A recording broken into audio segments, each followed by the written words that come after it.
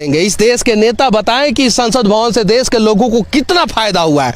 संसद भवन पे खर्चा जो है देश के लोगों के टैक्स के पैसे से किया जाता है, लेकिन ये घाटे में कभी नहीं जाता है, रेलवे घाटे में चला जाता है। ना चीखने का मन कर रहा है, ना चिल्लाने का मन कर रहा है, क्योंकि अब सरकार से उम्मीद लोगों का टूटते जा रहा है।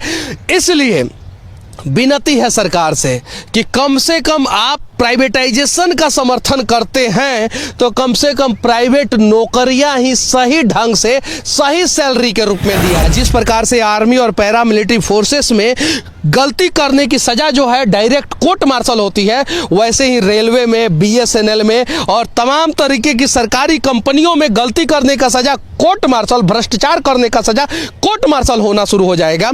तो शायद जो है इस देश का कोई भी सरकारी कंपनी कभी भी घाटे में नहीं जाएगा।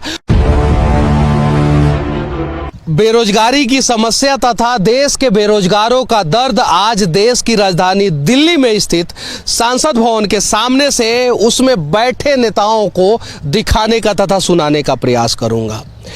एक युवा लगातार प्रयास करता है इस उम्मीद से कि जिस सक्षम सरकार को उसने चुनकर संसद भवन में बिठाया है वो सक्षम सरकार उसके सपनों को पूरा करेगा और उसे बेरोजगार नहीं मरने देगा।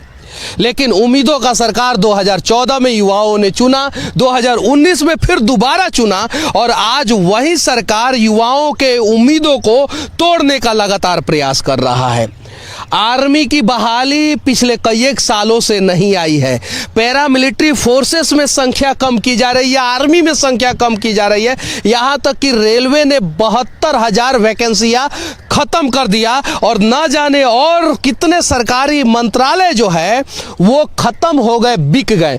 यहाँ तक कि ये जो सेंट्रल सेक्रेटरिएट के बड़े बड़े मंत्रालय आपको दिख रहे हैं, यहाँ पे भी सरकारी नौकरी खत्म हो गई लगभग 70% और प्राइवेट वर्कर आ गए। यहाँ पे कुछ लोग कहते हैं कि प्राइवेट में ज्यादा अच्छा काम होता है, तो मैं उनसे कह देना चाहता हूं इस देश में सबसे अच्छा काम आर्मी करता है, तो फिर आर्मी की बहाली क्यों नहीं आ रही है, पैरा मिलिट्री फोर्सेस की बहाली क्यों नहीं आ रही है।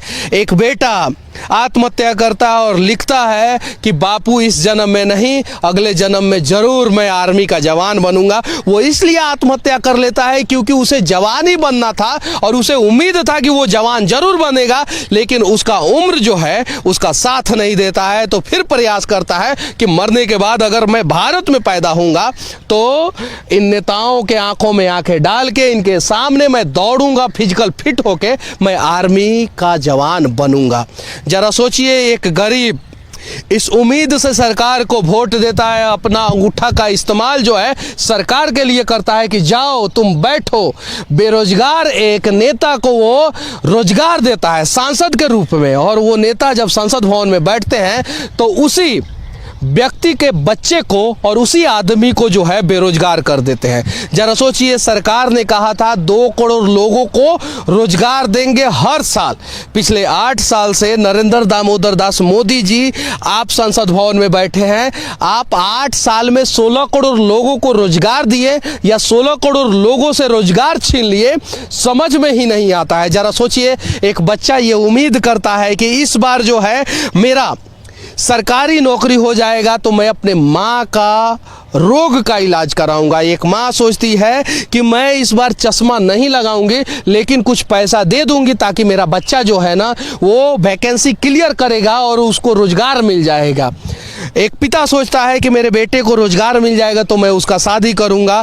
एक पिता सोचता है कि मेरी बेटी को रोजगार मिल जाएगा तो मुझे दहेज नहीं देना पड़ेगा। जरा सोचिए, लेकिन एक नेता सोचता है कि संसद भवन में मैं जाऊंगा, गरीबों से झूठे वादे करूंगा और नेता के बाद जो है मैं अपने बेटा को नेता बना दूंगा। एक नेता का बेटा कभी बेरोजगार नहीं होता है, लेकिन एक नेता को नेता बनाने वाले का बेटा जो है वो सड़कों पे बेरोजगार घूम रहा है। इसके लिए कौन है दोषी? ना चीखने का मन कर रहा है, ना चिल्लाने का मन कर रहा है, क्योंकि अब सरकार से उम्मीद लोगों का टूटते जा रहा है। इसलिए विनती है सरकार से कि कम से कम आप प्राइवेटाइजेशन का समर्थन करते हैं तो कम से कम प्राइवेट नौकरियां ही सही ढंग से सही सैलरी के रूप में दिया जाए। 8,000 रुपया में बैंक में खटाया जाता है, 8,000 रुपया में 6,000 रुपया में सिक्योरिटी गार्ड के जॉब के लिए लोगों को मारामारी करना पड़ रहा है। जरा सोचिए कि कोई 6,000 रुपया में कैसे जॉब करेगा। 10,000 रुपया में ब्लॉक में, 12-15 हजार रुपया में सेक्रेटरिएट में लोग जॉब कर रहे हैं। जरा सोचिए, इससे देश आत्मनिर्भर बनेगा क्या?